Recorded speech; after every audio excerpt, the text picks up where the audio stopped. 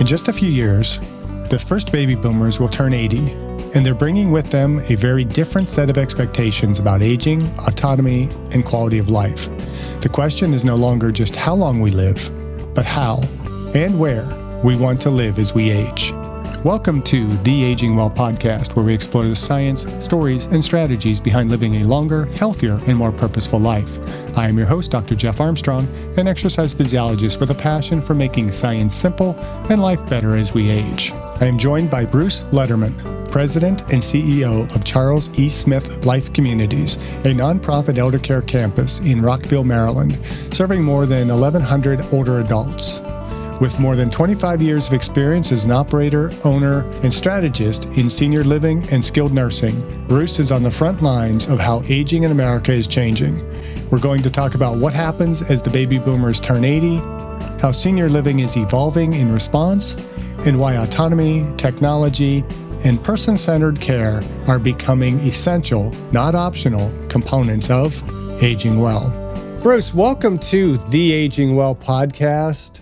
Let's have you tell us a little bit about yourself and how you came to be redefining senior living. Well, Jeff, first I want to thank you for having me on your program. I'm very excited. It's a pleasure to meet you. My career has mostly been in senior living.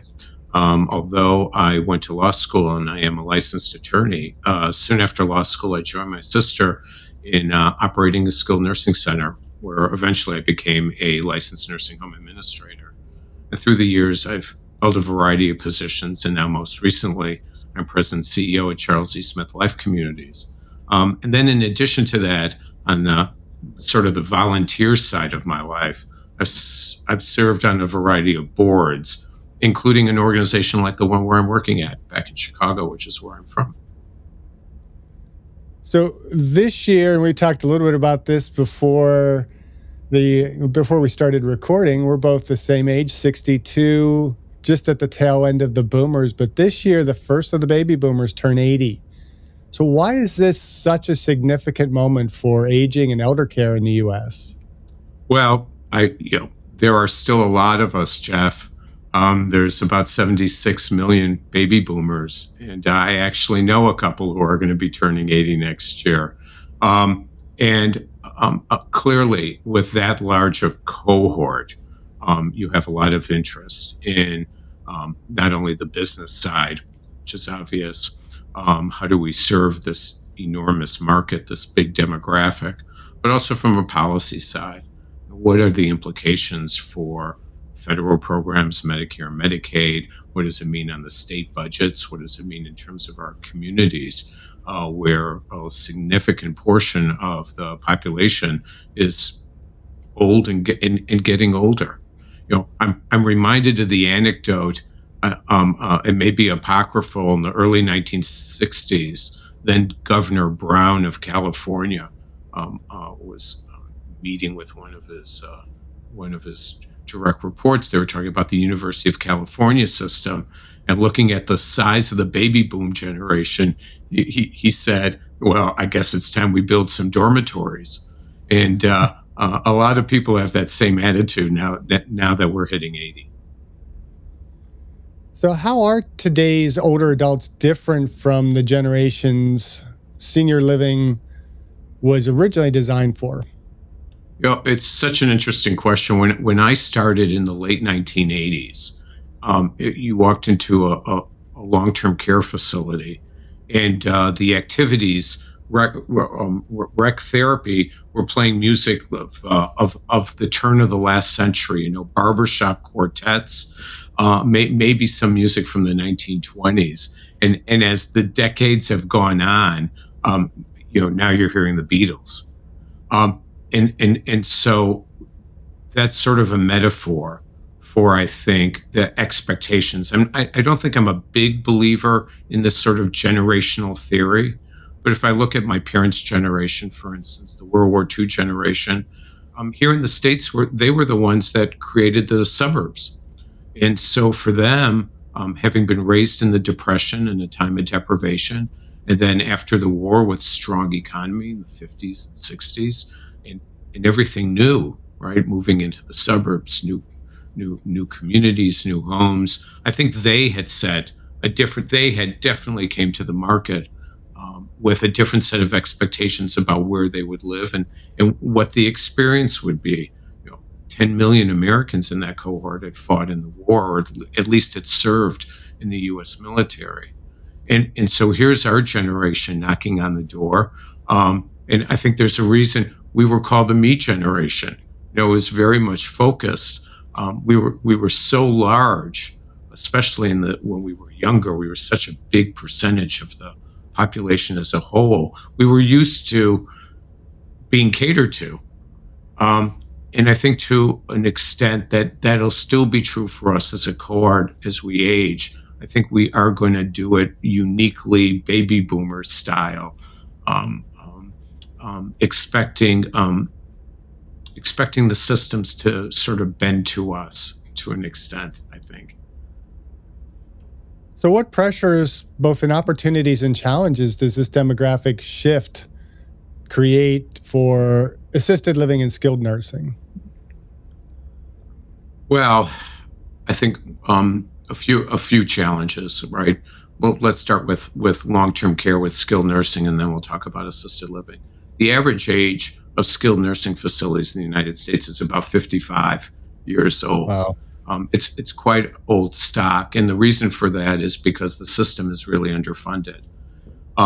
Last year, I think maybe a dozen skilled nursing facilities were built in the United States.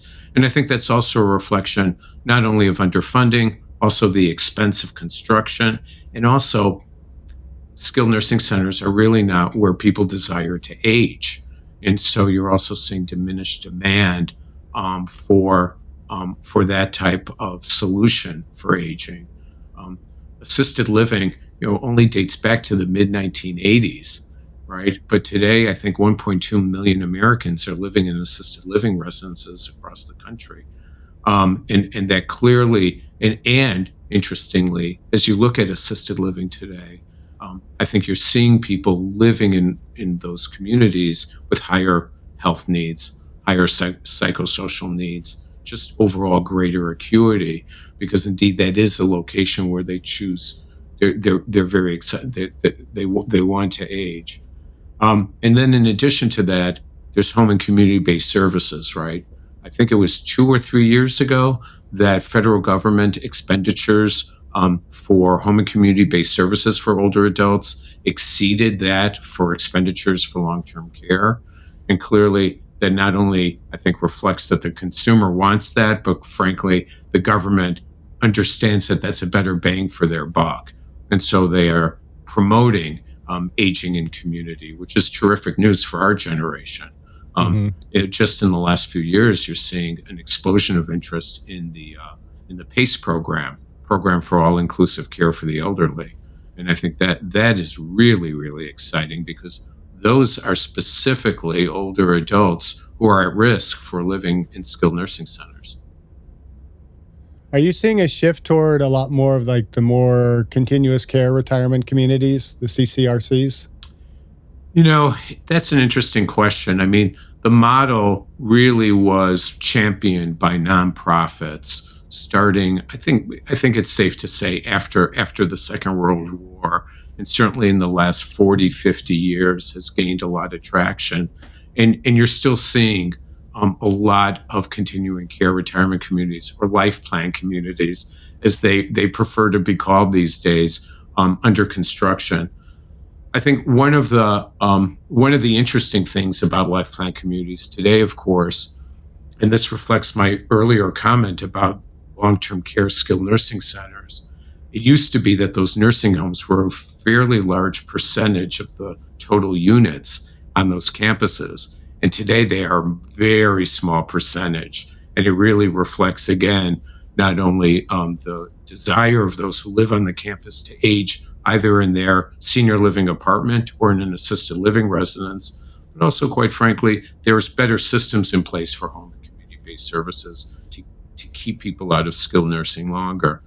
I think one of the challenges, and this might be something about our generation, and it goes to the fact that there was a name change right? So continuing care retirement community sounds like it's a place where you're going to be minded, where someone is going to be looking over your shoulder and sort of seeing how you're doing. And I think the research showed the consumer of tomorrow, our generation, wasn't really interested in being minded, getting back to that me generation theme. But a life plan community, that sounds like something I can get on. That's a bus I can get on it. I'm creating a plan and we're moving forward and I have aspirations. And I think that really shows also a shift in how those communities are focused in terms of the services they provide. I think one caveat for our generation about life plan communities is this fee entry model. I think a lot of consumers today are wondering, do I want to park the equity from my home to gain entry into a life plan community, or is a rental model giving me more flexibility? And I think that's going to be interesting to see how today's consumer makes that decision. If you're enjoying the Aging Well podcast, be sure to like, subscribe, or follow on your favorite platform so you will never miss an episode. And if you find our conversations helpful, please share the podcast with a friend, because aging is something we're all doing and we're better at doing it together. And support our guests in this podcast financially by visiting the affiliate links in the episode description below, and use the links or codes provided for discounts on products we have vetted and feel comfortable recommending to our valued viewers and listeners. Thank you, and now back to the podcast. Yeah, I can see that being a tough decision. I know one of the complaints that my mother-in-law is in Florida, living in a life plan community. That's a new term to me. Continuous care retirement community was actually a new term to me about a year ago. So I'm growing and learning a lot, and change is happening fast and aging well. But she's complaining that her rent just went up like 10%. And it's been raised a few times. And so that is a concern, I would think, for the aging adult, that, if you get into a position where you're obviously living under the constraints of a fixed income. Right. And if your rent is going up, then what is going to give in that process? And for a lot of older adults, that ends up being medical treatment and healthy eating and a lot of the things that they absolutely need. And so I could see that being a challenge, and it might be more desirable if you could buy your, again, like you get a mortgage on your house, you buy a house, your rent and everything isn't going up. Your payments might go up until it's paid off. But well, actually, in a life plan community, there's really two components. One is that downstroke. You're paying a certain fee, and generally, when those communities are constructed, they're thinking about what's the median value of homes within, let's say, a 5 or 7 mile radius. And they're going for, I don't know, let's call it about 80% of what the median home value is for the average entry fee into their community. But then on top of that, there still is a monthly service fee. Now, you could, depending on the contract type, that service fee can come out of that equity that you used to move into the community. But for other people, again, living on a fixed income, they are paying that monthly fee. And of course, as your stepmom's experience has been, especially since the pandemic, you're seeing really significant multiple increases year over year. I think it's probably been, on average, the last 5 years, 5-6% growth. I think it's coming down a little bit now in assisted living, skilled nursing, and senior living. But the price of having talent on your campus or in your facility is now, it's a different dynamic today than it was. Yeah, I was just thinking about that the cost of just getting the people, because there's a limited number of people willing to come in and work in those communities for the incomes that sometimes they can make. And so you got to pay people to have the good service. And so creates a lot of challenges. And, I'm glad I'm not in that position of having to weigh both ends of that spectrum. You're providing the care, but then also, how are you doing this economically where you're able to get the best service, but also do it in a fashion that you're not, causing people to, they live longer and then they're losing, they're running out of money by the time they get into their final years. If that makes Right. sense. Right. It's tough living in your 60s and 70s, and you're worried about running out of finances if you make it into your 80s and 90s. And today, of course, there's just the number of older adults over the age of 85 in the United States is really growing at a very, very fast clip. And as people like you and myself keep working out and staying healthy, we're going to live even longer. So, it's going to be even more challenging. Well, hopefully living longer and living well as we live longer. Right.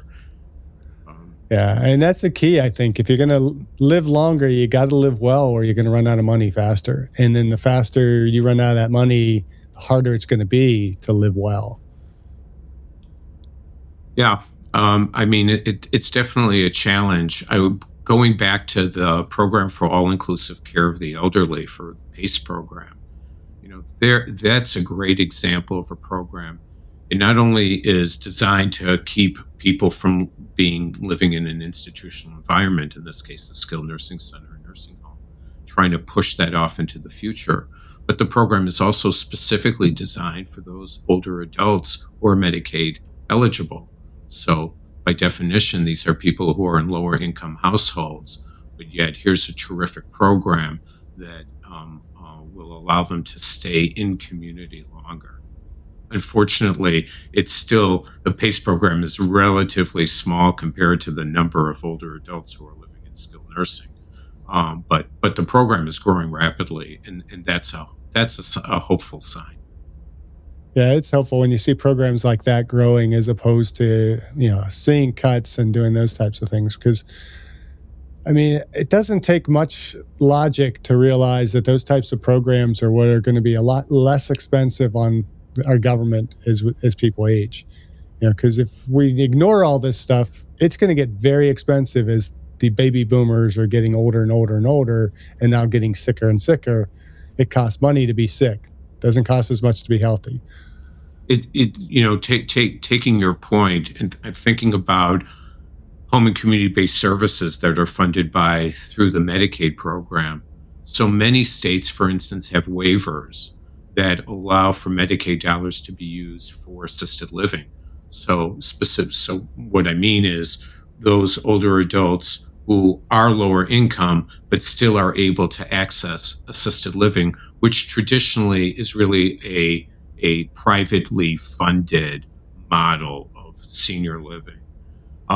But many states are quite concerned as they expanded those programs that as you expand the program, the family that had been caring for the older adult previously at no expense to the government now sees an opportunity to pull back.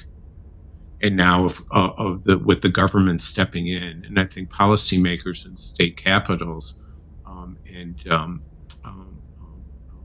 have been very concerned about that impact as they're looking at expanding home and community-based services.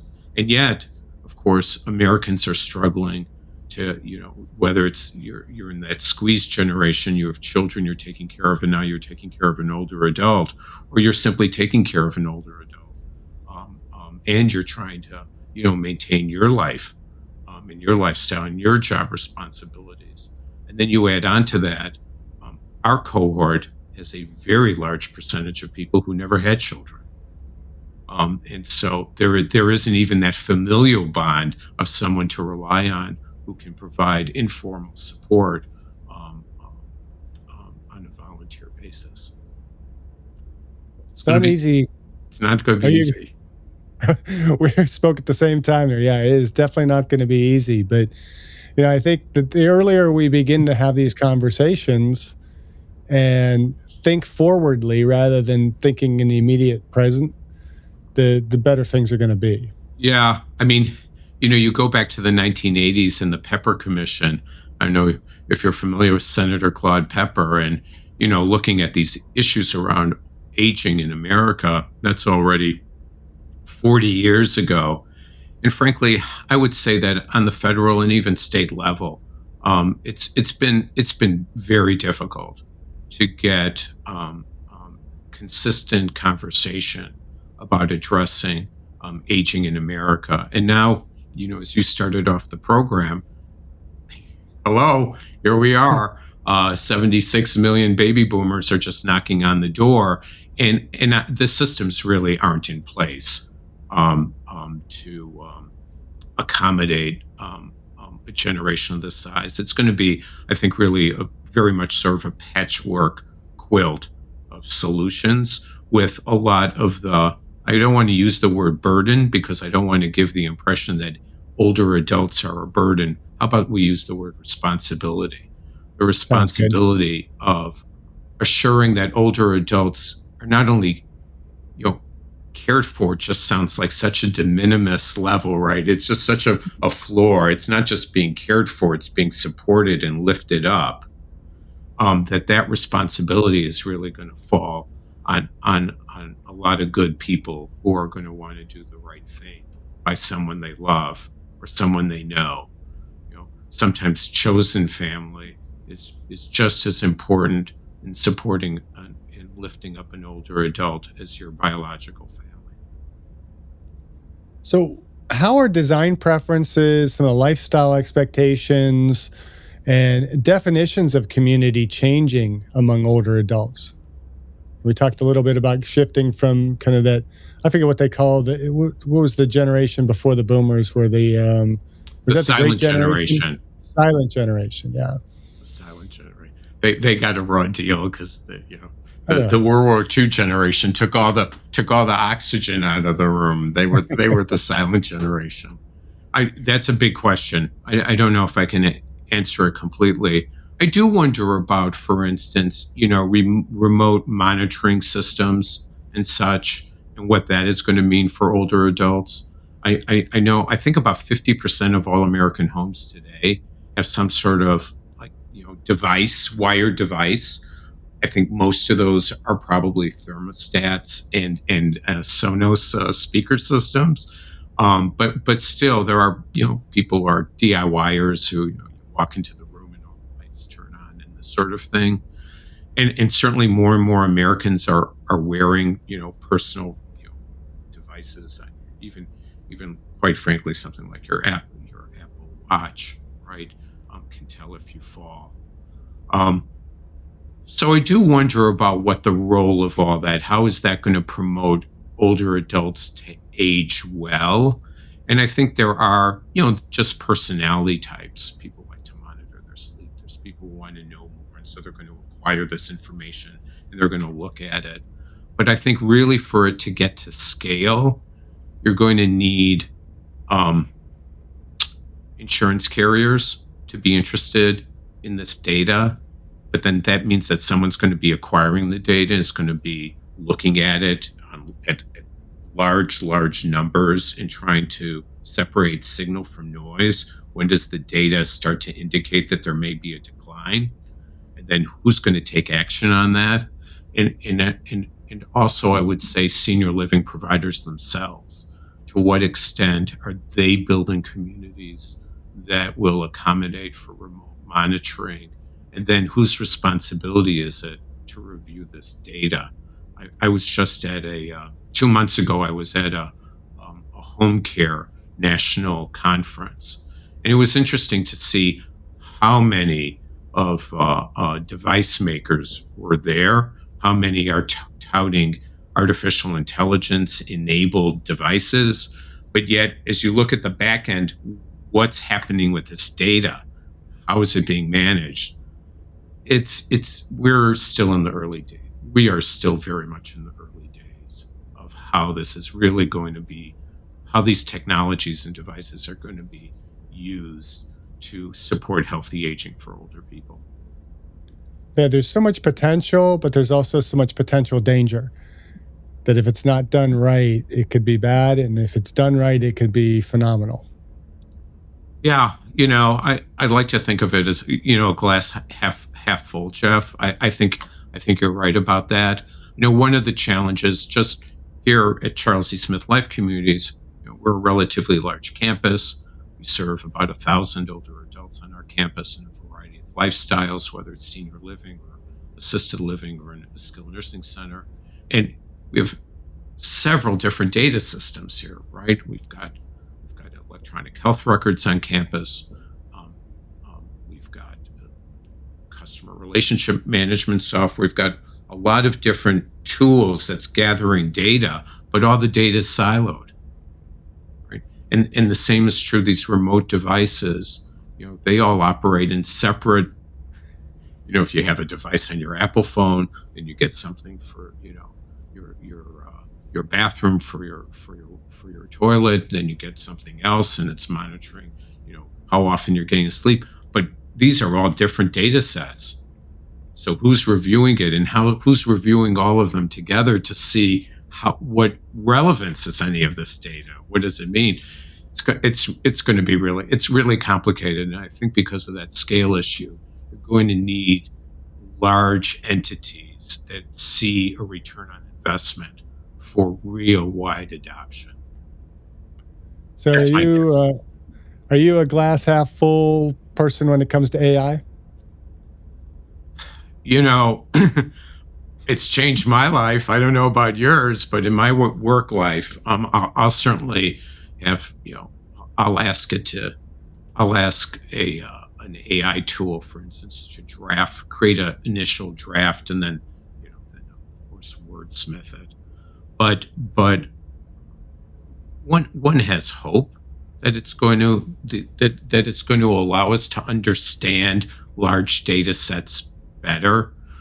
But a lot of the systems in senior living are very, very old. I'll give you an example. The electronic health record system that's used by a lot of providers out there, I think that code dates back several decades. And I haven't seen anyone come to the marketplace yet, for instance, with an AI overlay that would allow us to understand the data that is within the electronic health record system any better. Back in the 90s, I think, the federal government had the High-Tech Act, which helped medical providers, move to electronic health records and move to more electronic-based solutions. And senior living was excluded. Nursing homes were excluded from the High-Tech Act, right? And so I think it would be great if the government took another look at seniors, older adults living, whether it's in community or whether it's in an assisted or skilled nursing residence.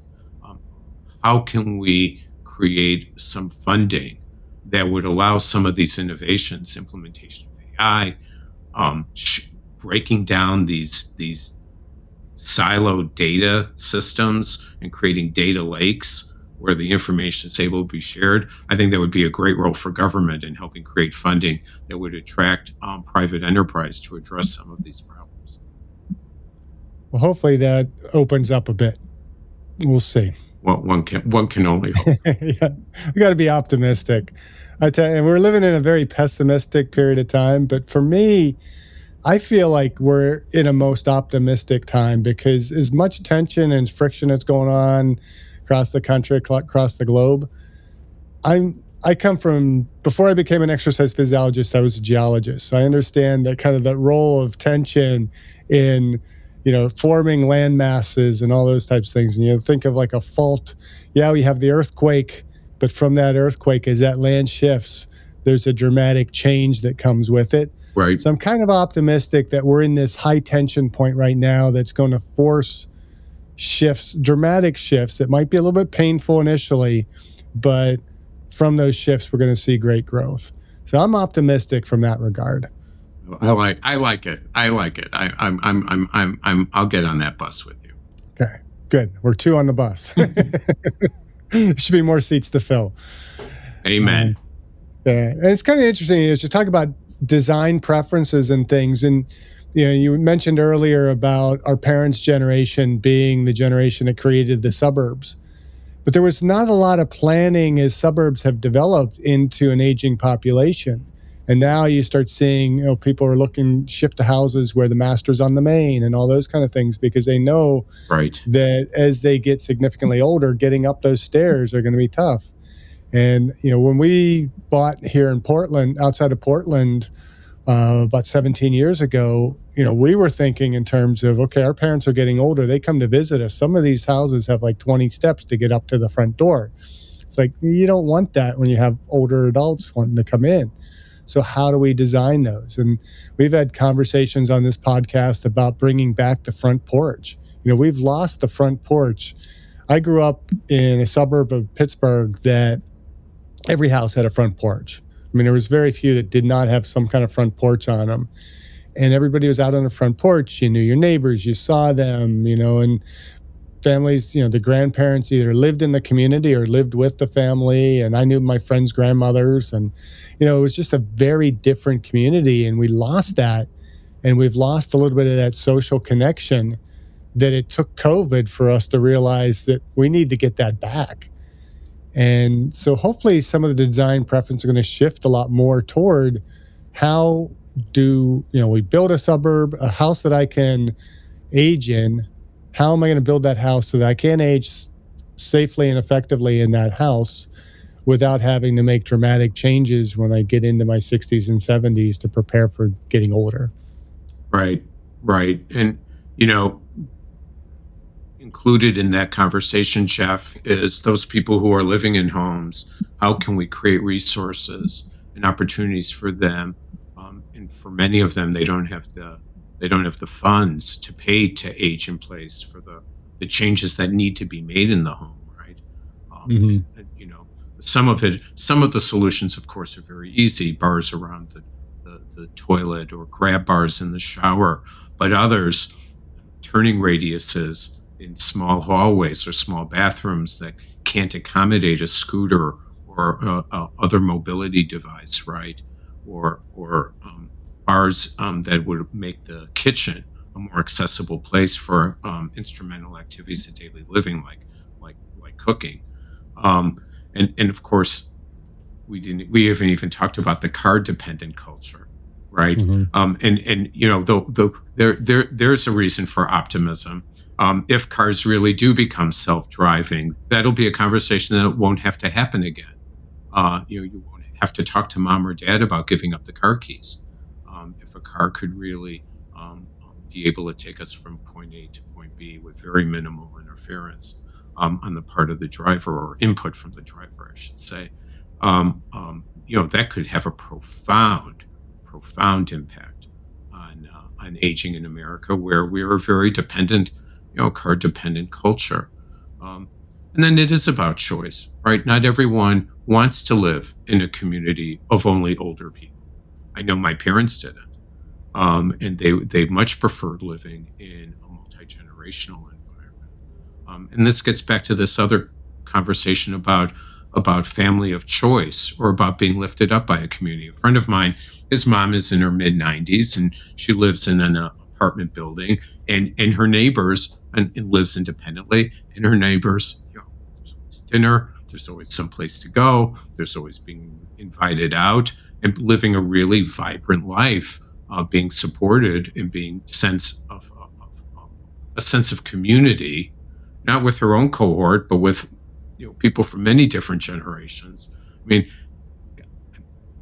I get excited just thinking about being in that type of older adult who's able to live in that sort of diverse environment. It's exciting. I love the idea of colleges and universities, as well as like primary schools, and high schools and everything, being really closely united with the senior communities, to where the seniors can be taking college classes, and on the other hand also be reading to the primary school kids. So transgenerationally, we're getting all those connections that will bring people together better than again, separating us out. We're going to go visit grandma in the nursing home, and that's the only experience kids have with aging, is that it is decline and decrepitude. Right. To your point, you may be aware, Jeff, that there's a whole industry out there of partnering with American colleges and universities and building senior living adjacent or on their campuses, and allowing older adults to attend classes, audit classes, use facilities on the campus, and creating an opportunity for the students and the older adults to interact. As a matter of fact, I'm hoping I'm a graduate of the University of Illinois at Urbana, and it sounds kind of nice to spend some years in Central Illinois at my alma mater. Mm-hmm. I went to West Virginia University. I don't see that campus being as accessible to older adults as, well, I don't know if it ever could have. I mean, the hills in that town. There you go. And the size of the campus now, and just we're still a party school. So Jeff, you can, what, the Illini will welcome you with open arms. Central Illinois, you'll love it. All right. So what does aging well mean to this next generation, and how does it differ from more traditional care models? I don't know if it means something different, although clearly when I think of my great-grandmother's generation or my grandmother's generation, my grandparents' generation, medicine is far advanced today, right? So many of the medical conditions or diagnoses that they struggled through today, there are much more discrete interventions, or there's pharmacological intervention that can allow them to live in a much more healthier way than they did, right? So aging well does look different today, if only because medicine is so far advanced than it was back in the early 70s. When my great grandmother was 100 years old. Okay, and there it was a much different reality. So I think today's older adult is looking for that sense of project, right? Simply because one isn't working any longer, or even if one is working. And that's another, I think, sometimes, of course, it's because of financial need, but sometimes it's a life choice. Older adults just still staying in the workplace, way beyond the Social Security age of retirement. I think many of us think, and I think you would agree, aging well means a sense of agency. Mm-hmm. That I am still have a sense of project. There are things that I want to accomplish. I am the person, not only that I was, but the person that I will become. And having the resources to do that, that is both a question about, well, what are my own resources, but also what are the resources in the community, right? That allow for the space for older adults to be engaged. Before we continue, I want to take a brief moment to highlight an affiliate brand that supports the work we do here. As always, this podcast isn't sponsored. Affiliate partnerships simply help us keep producing meaningful conversations around aging well. One product line I've personally vetted and believe in is Primadine from Oxford HealthSpan. Their commitment to purity, scientific rigor, and thoughtful formulation stands out, and I use their products as part of my own wellness practice. If you want to support the podcast while exploring Primadine for yourself, you can find the link in the show notes. Yeah, it just made me thinking of, spoke with my stepmother a couple of weeks ago, and she was telling me about, they set up, the community she lives in, they set up a tour of all these artists in the community and their artwork. And she said, I was amazed at some of the beautiful artwork that all these people had done over their lifetime or are still doing. And it was all on display. And it's like such a great opportunity to kind of engage in the things that maybe we dismissed from our life during the period of time when we were having to work and provide for our kids and do everything else. So many people kind of give up on their artistic, like you mentioned earlier, about learning French, taking up a musical instrument, those types of things that we can't do while we're busy engaged in our work. But now that we're retired, we can do and really engage in those things. And so to me, that's one of my hopes with aging well, is that I just keep growing and doing things that I wasn't able to do when I was younger. Right. And Right. And and also looking at it all through a prism, right, of households that have a variety of income levels, right? So that yeah, households where older adults are, it is a lower income household, but there should still be opportunities for social engagement and aspiration. And whether that's an adult day service center, right, or other programming or activities that are co-housed within a library or adjacent to a community college, where an older adult can still be engaged, involved, planning for their future, thinking about engaging new activities, learning a musical instrument for the first time. I mentioned to you before we started meeting today that we have people on campus here who are learning an instrument for the very first time, or writing right. play, right? That skills that they never even thought of acquiring, that now they're brave enough to, I think, perhaps. So as a society, we need to accept the responsibility that it's also creating opportunities for older adults, for them to be live the lives that they deserve, because after all, they're the ones who planted the trees that gives us shade, Right. right? The world that we live in is the world that they created. We just didn't wake up one day and there was the United States of America. It's because of the sacrifice of those who became before us that we're able to be here today, for better or for worse. Yeah. And with that in mind, where do you see the biggest gap between what older adults want and what the system currently offers? Well, the system's very fragmented, isn't it? I mean, there isn't really there's the triple A's, the areas on aging that can help provide guidance to older adults, those who have financial need, and understanding resources around the country. But for other older adults, especially if you have a health crisis, it's a bit like being dropped on an island. And you don't know where the fresh water is, you don't know where the sandy beach is, you don't know where to find the food. It's very much siloed. I think that's the word of today. Um, um, it's very much siloed, and I think that it's challenging to understand all the resources that are available, especially for nephews and nieces and sons and daughters who have an aging parent who may be living, as you pointed out earlier, we're a very mobile society. They may not even be living in the same community as you. And now, you're trying to figure out how to support them best, and you're really not sure where to go. And I think that's really the biggest one of the biggest challenges, is really understanding what's available and what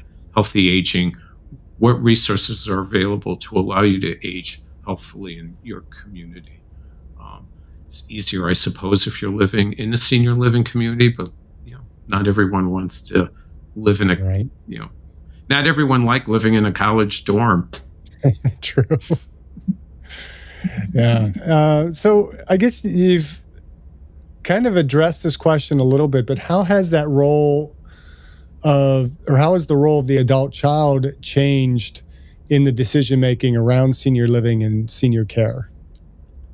In some ways, I think it's easier today than it was when I started for it almost 35 years ago, in the sense that I think more families are having more conversations about aging, and more older adults are willing to share how they want to age with their children, or with their nephews or nieces, or with their grandchildren, so that there's more of a conversation about what that looks like in case the older adults does start to experience cognitive decline. There's been, well, I know what mom wanted, right? I know what my auntie, I know what her aspiration was for herself. So I think that's made it a little bit easier. Um, but it's tough to make generalizations about large Right. cohorts. And we're a very diverse country, in many, although there's truths about Americans in general, there's regional differences, there's differences based on faith, differences based on ethnicity. So, it's tough to make these broad generalizations. But I do think there is more conversation about aging today. Your podcast is a great example of it. I don't think, even if the technology had existed 40 years ago, I don't think there would have been this sort of conversation 40 years Right. ago as there is today. Oh, and I think even, is thinking of this podcast, how we're now into the 5th season, how the conversation has shifted even just within these last few years. And we've shifted to much more of an idea of autonomy and, more of a transformative aging, having a conversation about these things as opposed to just talking about, aging as being that 4th age where you're kind of everybody just declining, and how do we deal with the decline?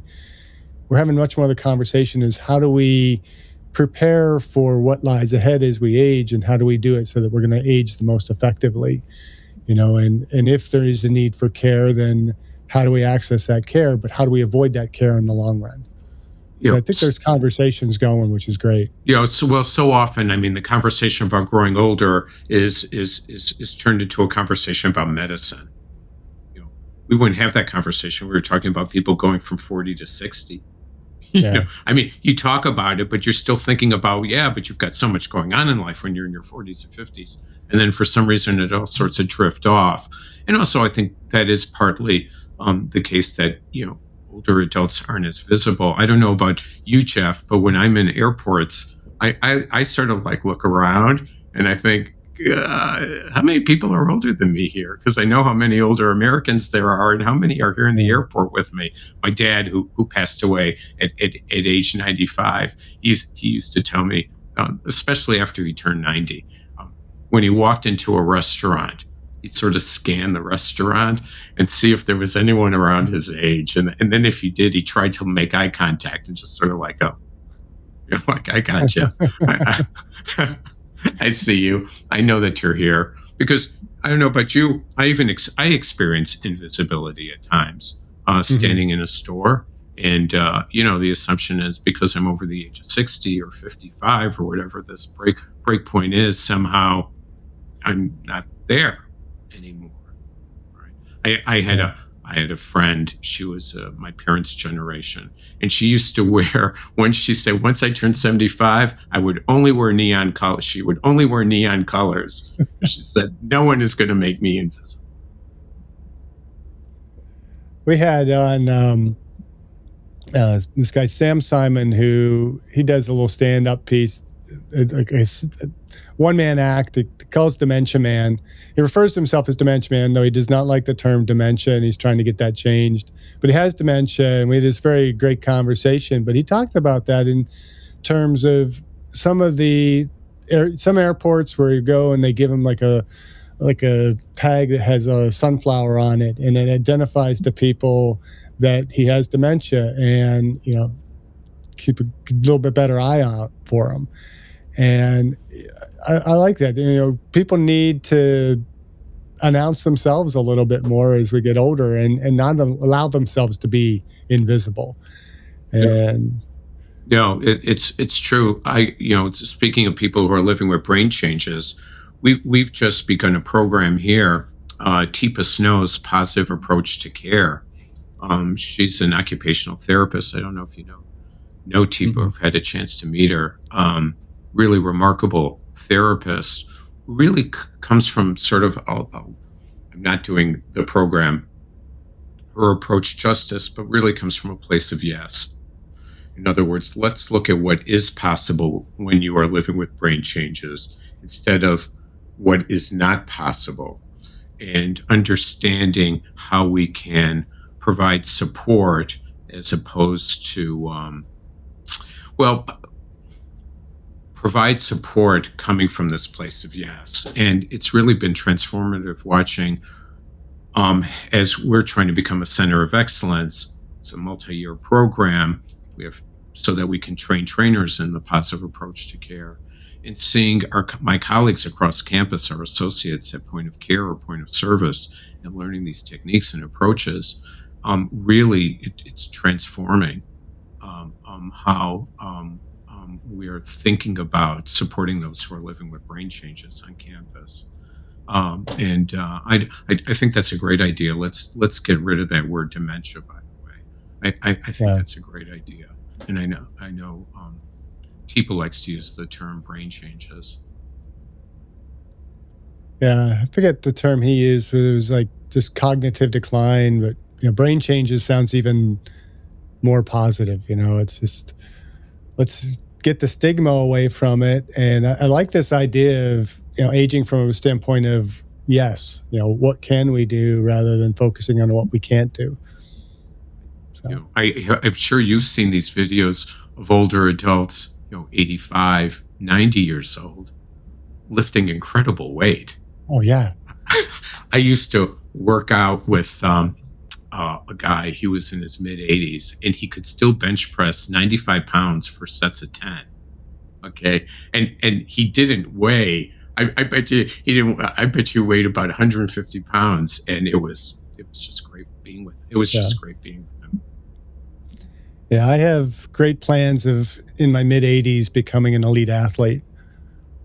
There you go. Can't do it now. I'm still not strong enough to really compete within my age bracket per se, but give me 20 years and everybody else is declining. And if I can just maintain enough, then, you suddenly emerge as an elite athlete late in life. So it's all about maintenance. Yeah, I agree. I agree. So how can providers better support both autonomy for the residents and trust for the family? I know you deal with this probably on a daily basis. Right. That is really a great question. And I think it's also a terrific question within the framework of approaching the baby boom generation and getting back to this me generation and being minded, right? Older adults, and let's take a step back. Let's not even talk about older adults living on a campus like mine. Let's just talk about older adults in general. At what point do people get to make bad decisions, right?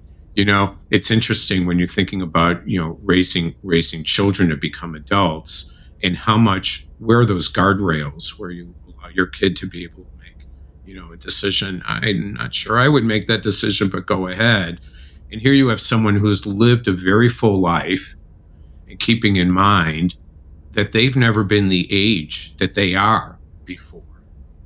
Often we'll look at someone who's 75 or 80 or 85, and it's easy to think, well, they're an older person, they know things. They do, but they never knew what it was like to be 85 before. This is their first time, and their life didn't come with an instruction manual either, just like ours didn't. And so I think we need to approach respectfully older adults and recognize that people do get to make bad decisions. It might not be the decision I would make. Let's say somebody, for instance, who's staying at home a little too long, right?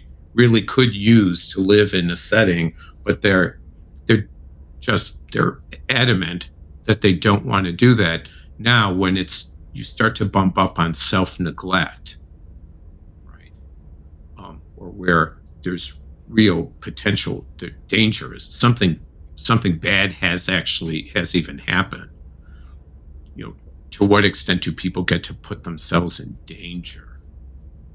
And now having that conversation. So that's I think one frame to look at the question that you ask. It's just living in general. What does it mean when you have someone you love who's older? What are the guardrails around decision making and allowing autonomy, right? And then living in let's say in a senior living community where you're living in an apartment and you're still living independently, right? So you still have your agency. But what happens when an older adult in that setting or at home starts to experience hoarding behaviors, for instance, or self-neglect? They're not bathing as much. You're living in a senior living apartment building. There's no there's no mechanism to force someone to start bathing more. So there really is a conversation about the family and with the older adult, let's say. Or you notice that someone needs a mobility device now, but they're very proud. You're seeing someone who literally is sort of throwing themselves down the hallway, grabbing onto handrails when, if they were assessed by a therapist and had a mobility device, it really would empower them. These are all can be complicated conversations. For some people, it's not a complicated, I need help. I can't do this anymore. But some people, their independence means I'm on my own.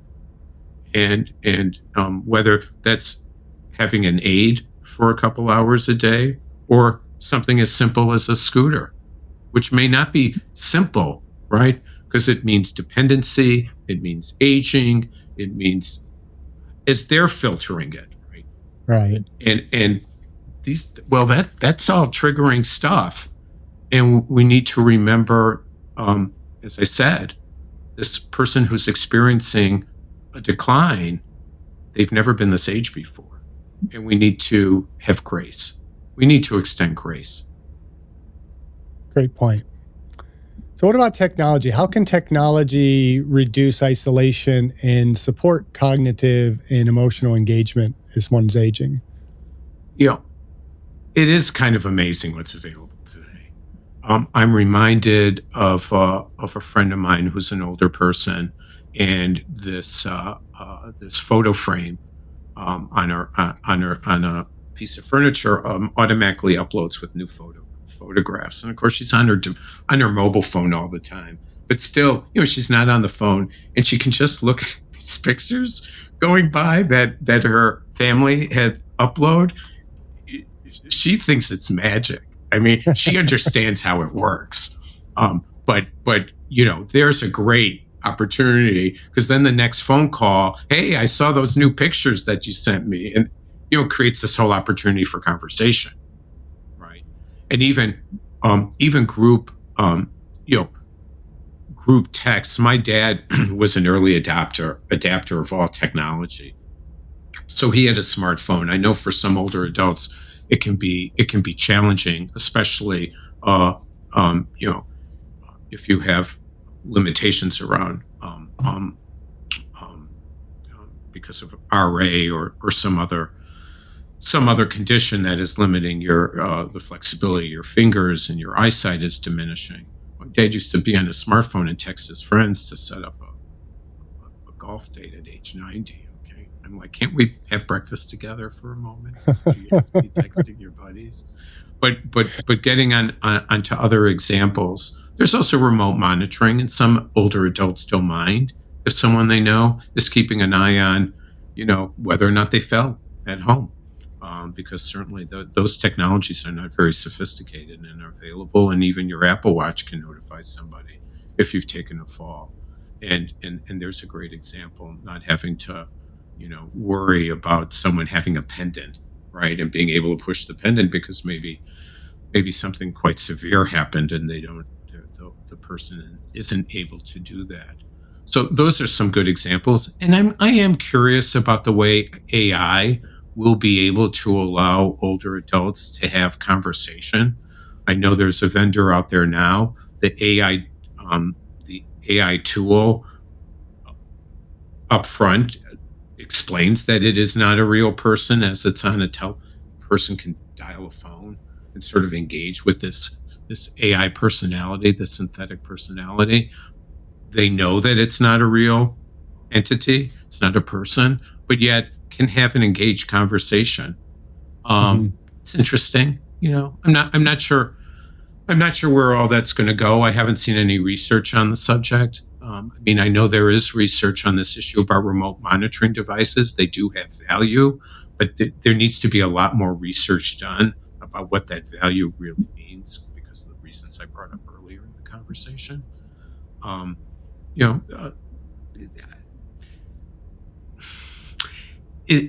think there's a lot of promise out there for technology. I think there really is. Let's wait and see. Let's wait and see. Okay.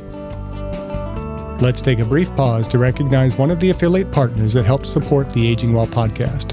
We are not sponsored and we never accept paid placement. But when you use our affiliate links, it helps to keep the show going. One company I've personally vetted and trust is Jigsaw Health, particularly their high-quality magnesium and electrolyte products. They also offer the root cause protocol packages developed by Morley Robbins, who joined us on an earlier episode of the podcast. I appreciate Jigsaw's transparency, testing, and thoughtful formulations, and I use the products myself. If you'd like to support the show and explore Jigsaw Health or the root cause protocol for your own wellness journey, check out the link in the show notes. We've had a couple guests on this podcast that have produced some pretty interesting products that can have some tremendous benefit for senior population. And one is, it's a knob on the stove where, if it doesn't go off in a certain period of time, it sends a notification to, the connected loved one that, they need to maybe follow up with the individual, but it also turns it off automatically so that it doesn't burn the house down. That's great. I need that. We have Jubilee TV is a system where you can connect with your loved one. There's different degrees to which you can utilize the technology, but with the TV, they can check to see what they're watching, if they're having any trouble with volume or changing the channel or finding whatever program that they want to watch. The adult child can from a distance help them to navigate through that, but also if it's not sensing movement, there could be an alert and the person can kind of interrupt the television program to check in on them, and you can have the TVs in multiple rooms. So there's so much promise for these things that we can, without invading the privacy of our parents, have access to just being able to monitor them to keep them safe and to keep them well, but also to keep connected with them. And so I'm excited for the technological opportunities that are beyond my capacity to develop, right, but within my mind frame to be able to comprehend and to imagine. So, yeah, I agree with you. I'm optimistic as well. The ability to keep an eye on an older adult or to help support them and these systems, there is a lot of promise out there, but it needs to move swiftly, right? The oldest part of our generations, they're 80. Yeah. Right. Yeah. Back to that number. And so, tomorrow is today. Right. So from an operator's perspective, how does this tech help your staff deliver better, more personalized care?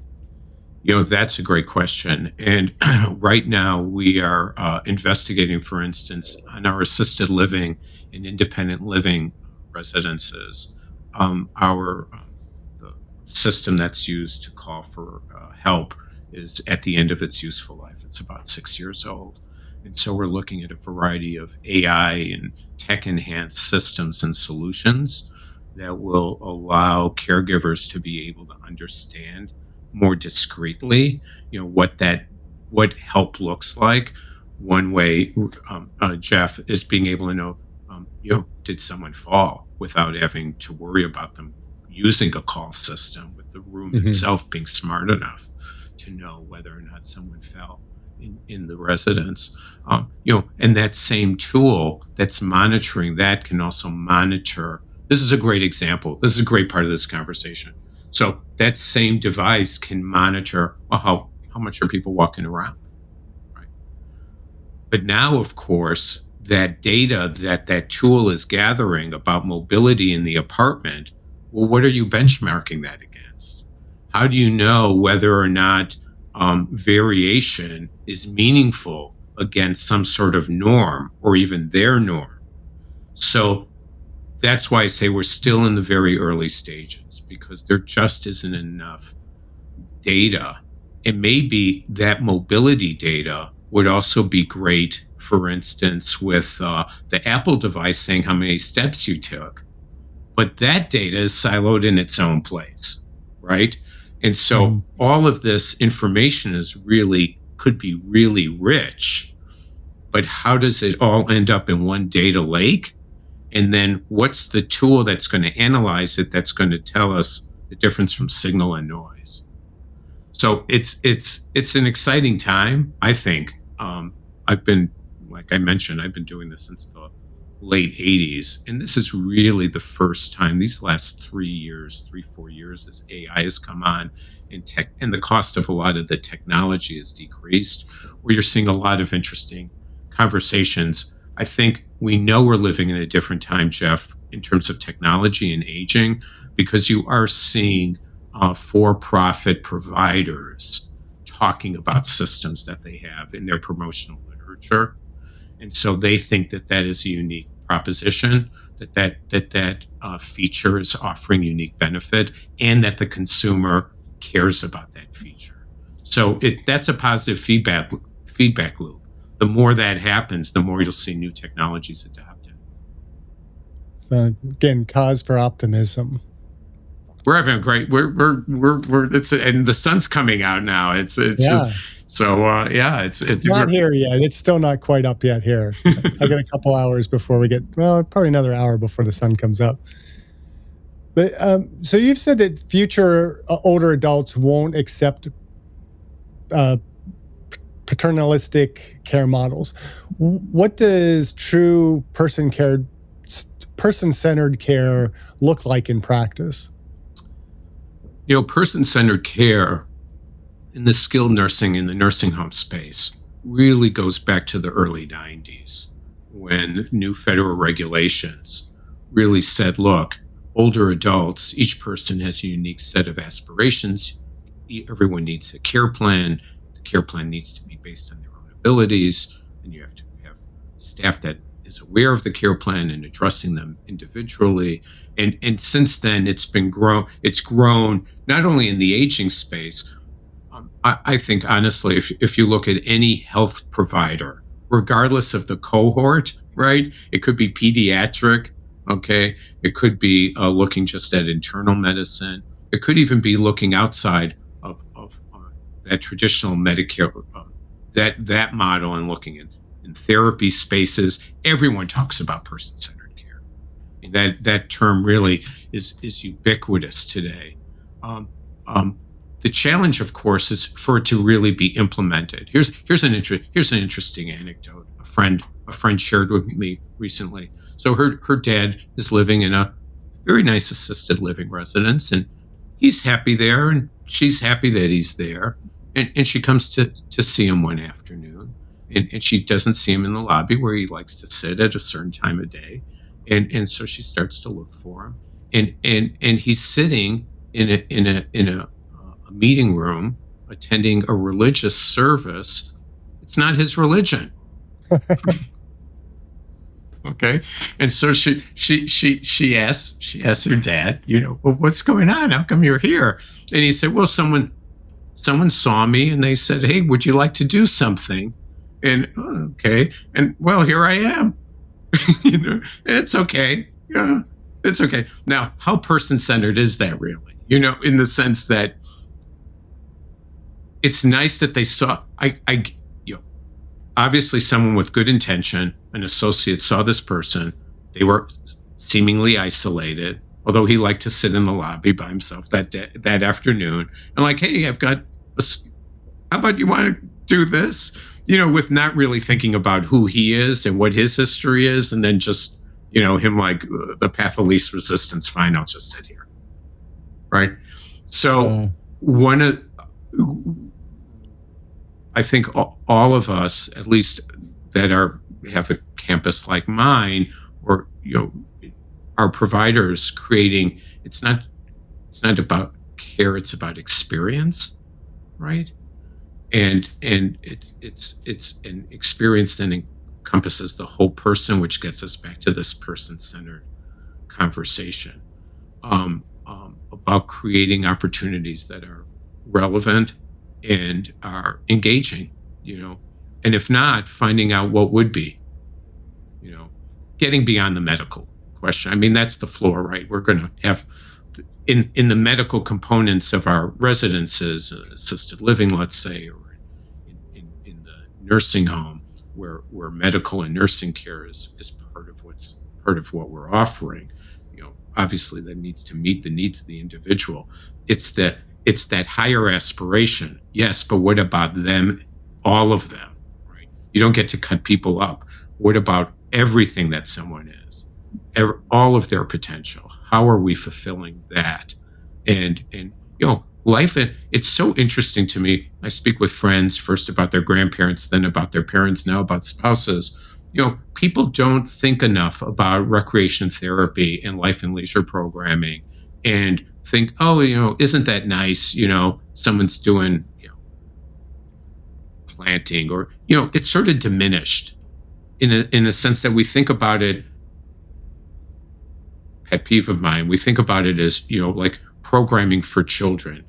Older adults are not children. They have lived very full lives. Okay.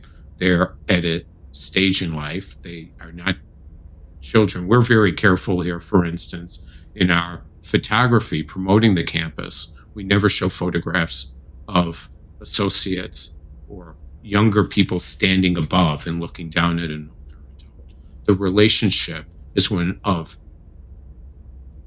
equals.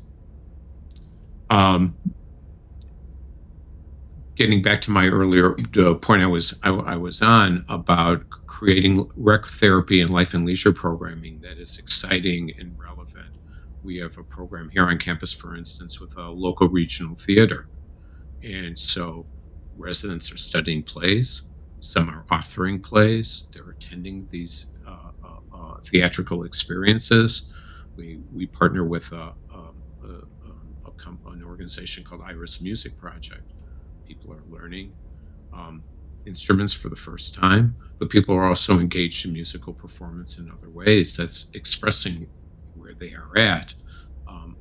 We had a marvelous program a few months ago where people were writing poetry and music was incorporated in the programming, and it was really an expression of people's lives. It was, this is rich stuff. This is very, very rich, important engagement. So my next question was going to be about what cultural shifts need to happen inside organizations. But I think you've been kind of telling me that there are cultural shifts that are occurring within organizations, and that's probably a better highlight. I'm hearing, we're shifting from a concept of personal care to personal kind of engagement, and I forget the exact word you used. I had it in my head. I was going to use it, and I can't remember it now. But that we're looking at the personal experience was what I was looking at, and those types of things. And so, are there other cultural shifts that still need to happen, or are we seeing the shifts happening? They're just maybe happening too slowly. I mean, ageism is still a real problem in the United States. I was listening recently to an actor in Hollywood. She is someone that we remember from television in the 80s, and she was reading for a part recently of an older person on a program, and the name that they used was like the name of someone who was born in 1910 for the character. Someone who was born in the baby boom generation, a female character would be Susan or Carol or Pam, and they picked, some name, some name from the 1920s. Just a very good example of ageism and the portrayal of older adults being sort of not with it, or not understanding technology, or not, there's a light switch, what does that do? Or even the invisibility that we were talking about, or the way that young people can look at an older adult and just have it's going to take them forever in this line. I can't be in that line. So that is a real issue. And those of us in the provider community, we have a special responsibility of making sure that as we tell the story of those we serve, we're telling the story of people and not stereotypes. And so I think there's still a long way to go in understanding that if we are lucky, all of us will age into becoming hopefully older adults. And we should be mindful of that as we engage with older adults and have conversations. An older adult, a couple that's been married 60 years is not cute and adorable. It's a beautiful expression of mutual love over a lifetime. You wouldn't look at a couple at their 20th wedding anniversary and say that's adorable. Yeah. And although it sounds positive, it is creating a distance. It's separating them from us. It's separating older adults from recognizing they're the same. They're just older versions of us. Yeah. So if you could redesign senior living from the ground up for 2026 and beyond, what would it be different? You've been at this 35 years, you said, so. Wow, that is a great question. It's about flexibility, I think. I like this thought of being near like a community college or a college or university, especially because at that age, having access to people who have lived a life, I think could be really empowering. And I think it could be really empowering to have an opportunity to be with people for whom, if they wanted, you could share a certain perspective that you might not have. I think I like that idea. I think I also like the idea about flexible spaces so that a senior living apartment could also become a safe place for someone who needs more assistance and needs more assisted living, but an apartment could still work. So I think, like us, having a clinic, we have our own physician practice on campus. We have our own physicians. Having a clinic nearby and access to medical care, I think is also it reduces the emotional cost, the physical labor of getting to the physician if you have medical practitioners, whether it's MDs or it's nurse practitioners having access. So I think having some sort of medical clinic nearby would be really helpful. And then, I like this idea about flexibility. I also think there is something to be said about town centers and this sort of thing, I think, also in proximity. But that's, town centers in the United States could still mean a 6-lane road that you have to cross. Oh, I know. Yeah, we got to get back to, the smaller communities where people were, walk to the butcher shop and the baker and the, smaller grocery stores and not overwhelming. And I guess this could sound a bit ageist to an extent, but it can be overwhelming, even for me at 62, to walk into some of the grocery stores that we have now that have everything from, tires to fresh produce. Navigating. You do tie into something, though, that is interesting today, and that is we all bemoan the demise of, let's say, the shopping malls that played such an important life in our teenage years, right? Those shopping centers are being deconstructed, many of them into the kind of town center that you're discussing, Jeff. But think about how groceries can be delivered today.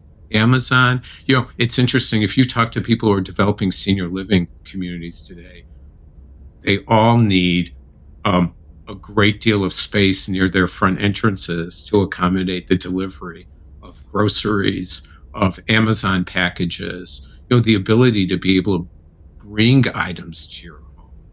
It's really quite extraordinary today that, 10 years ago wasn't possible, really. Right. Especially groceries. And that's made a big difference. But then, of course, for older adults, the question is, do you still have, or do you still have the ability, the instrumental activity of daily living? What's your meal preparation skills like? Is that still possible? That, I think, is still the number one driver for moving into senior living communities. It's really about meal prep. Yeah, and we had recent guests on that talked about the prevalence of, I'm drawing a blank on the terminology there, the food insecurities in senior living, and how increasingly access to food is getting less and less for older adults, in many cases because of shame or, fear of feeling excluded and those types of things. They don't want to admit that they, either can't afford the food, or, they give up on their medicine to have food, or they're giving up on things to be able to provide food for their grandkids. They told one story about a woman who was spending less time with her grandkids because she couldn't afford to feed them. And, it's, to me, I'd be like, I would love for you to be able to still spend time with my kids. Let me give you some money, or let me take you grocery shopping and buy the food so you have it not only for yourself, but for others. But they were saying that even within their own peer group, sometimes they won't go out because they, that they can't afford the coffee, and they don't want to admit to their friends that they can't afford the coffee, when more than likely somebody else would say, well, I'm more than happy to buy the coffee for you. But they have that kind of that insecurity, or that just that sense of, I'm trying to think of the word for it, but you know what I mean? It's shame. It's shame to them, yes. Yeah. I mean, Jeff, I'd say, that your comment is really, it's keeping it real, because a lot of the conversations about aging in America are based on, you have enough financial resources. But the reality is that older adults are among the most vulnerable economically in our country. And, the conversation is going to be, we'll go out and get work. And so everything that you just lifted up is very, very real for millions of older people living in the U.S. And it is obviously very isolating and puts them at risk.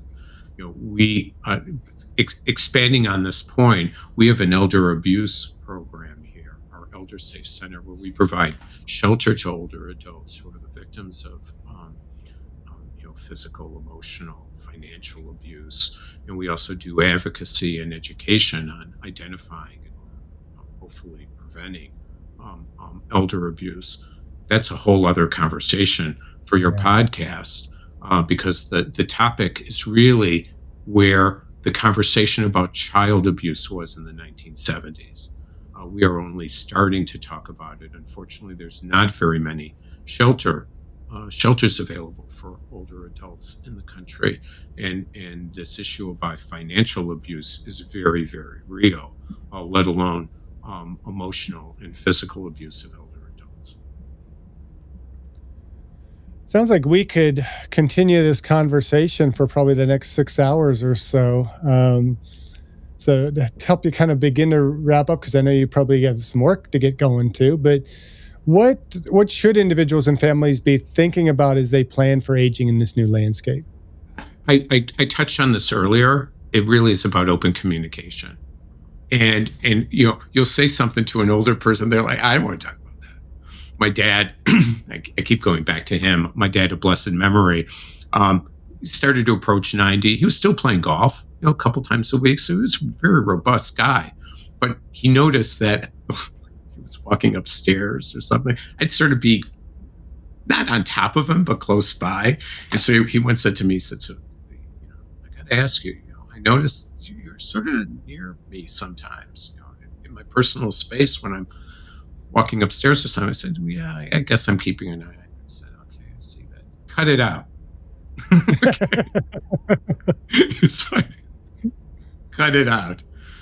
So you got to be respectful, right? There's guardrails, you got to be respectful, but having conversation about it. And maybe sometimes the way to approach the conversation is about their own mom and dad, so, if you're, a nephew or niece, hey, let's talk about my great uncle or my great auntie, right? Their parents, how was it for you to watch them grow older? What was that like? Did you have conversations with them? Did they talk to you about growing older? And that can open the door to another conversation about, what someone's goals are. That's really the conversation. What's the goal? What is it that you want for yourself? Because now you can be in a position to help make that happen. Right. But it's not easy, and not everyone, and like I said, extend grace. an older adult has never been the age they were before, just like you and I were never 62 before. So don't Right. expect that they've got all the answers necessarily about what their aspiration is. And I think being open and honest about that, everyone hopefully is trying to do the best they can, and it's coming from a place of love and empowerment.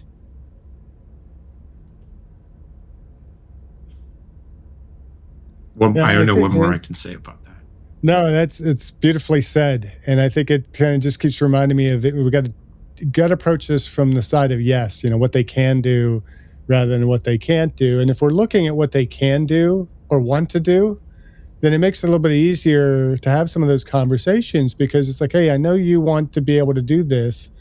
What's kind of getting in the way of being able to do it? Right. You know, we often talk on this podcast about, how in exercise science, we'll often say you got to get somebody they have to know their why. And it's like, yeah, that's great.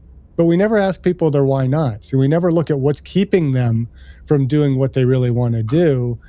It's easy to say, you need to exercise more, but okay, what's keeping them from exercising? So, if you're assuming, your father might need assistance going up the steps and, you're doing the careful thing. You're being a good son and making sure he's not going to get hurt.